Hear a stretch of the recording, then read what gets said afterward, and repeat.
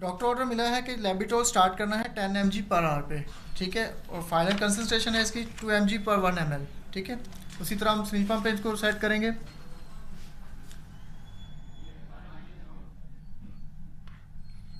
जी, special functions में आएंगे,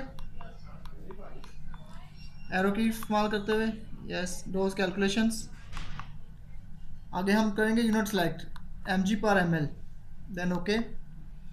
हम कंसंट्रेशन डालेंगे विच इज़ 2 mg पर 1 ml, देन ओके।